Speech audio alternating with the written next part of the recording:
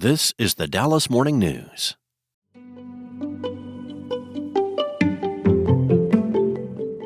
Welcome to the DMN Morning Debrief. Everything you need to know about what's going on across North Texas. I'm Joe Snell.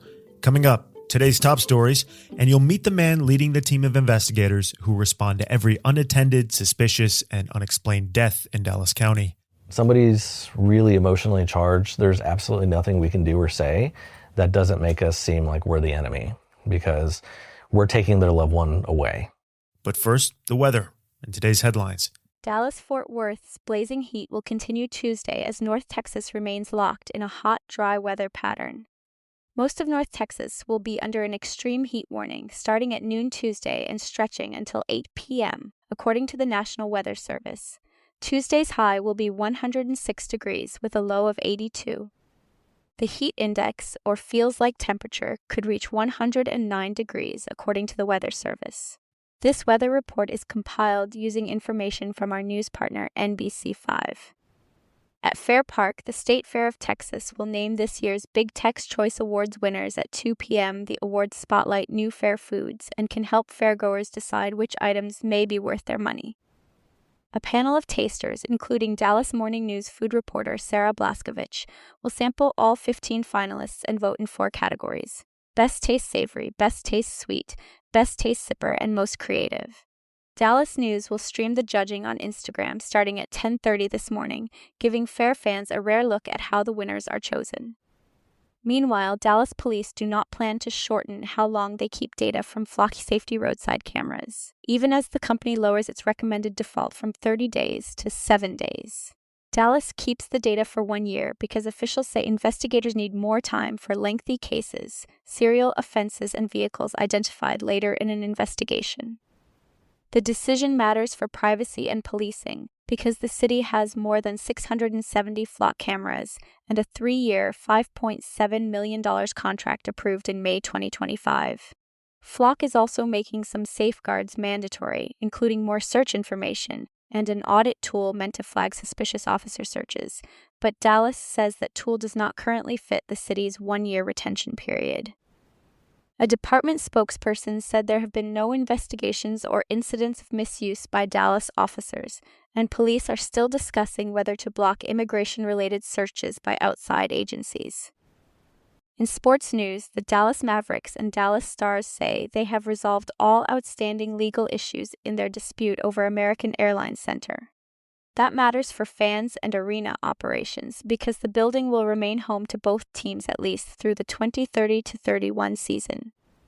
The settlement terms were not disclosed, and it is still unclear what happens to arena proceeds the teams described as worth tens of millions of dollars and had been held in escrow. The fight began when the Mavericks sued the Stars over control of the arena, and the Stars filed a countersuit 1 day later. Both teams have plans to eventually leave downtown Dallas in 2031, so American Airlines Center's long-term future remains unsettled. In healthcare, baby Rumi, the child at the center of a surrogacy case with ties to the Dallas area, underwent open-heart surgery Monday morning, according to an attorney for his parents. The attorney for California-based parents Omar Ahmed and Nausheen Gilkar said Rumi is recuperating under the care of his parents and medical team. Rumi was born last week in the Dallas area with hypoplastic left heart syndrome, a severe congenital heart condition. The surgery, called the Norwood procedure, is the first of 3 major surgeries children with the condition must undergo to survive.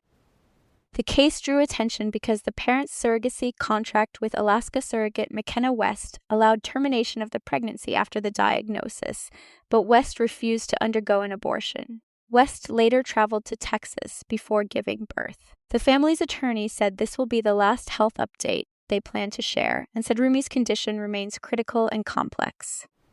Legal questions also remain, with litigation in Alaska, California, and Texas, and West and her attorneys raising the possibility of a parental claim on the child. Hi, it's Joe again, and it's time for today's Debrief Extra. Dallas County has one of the largest medical examiner offices in the country. Much of their work, documenting scenes, collecting evidence, happens quietly, out of public view. Dallas Morning News staffer Sana Munir gives us an inside look at that work. With death, things are always a little bit different. There's no 2 cases that are exactly the same. When someone unexpectedly dies in Dallas, Stephen Kurtz gets a call. Kurtz is a part of a team of investigators at the Southwestern Institute of Forensic Sciences. His role is to determine the scope and course of a death investigation. Today, he's responding to a group home where a man's body was found decomposing. This is a home death, so it's reportable to our office. And the fact that he's decomposing is another reason why we want to make this a scene, because we need to establish if there's any sort of trauma or anything like that, and then try to help understand a little bit of the timing from when he might have last known to have been alive. At the house, investigators work alongside police officers and detectives. Every observation could become a crucial piece of the investigation. There might be some sort of trauma that we can't see at this point. We'll have the crew come in. They'll put the human remains pouch down, and we'll move him into it, and we'll be able to do a much better kind of initial sort of examination of the body at that point. Looking for signs of any sort of defects that shouldn't be there, that could be indicate a gunshot wound or something like that. From here, the body will be transported to the medical examiner's office, where examiners and autopsy technicians work to determine the cause of death.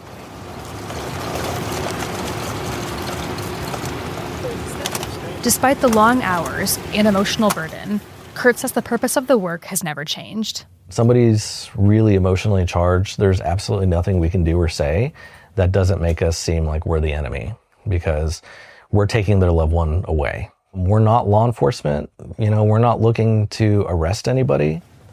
We're advocating for the dead. This story was reported by Sana Munir and produced by Azul Sordo. Thanks for listening. Find more reporting in today's stories at dallasnews.com.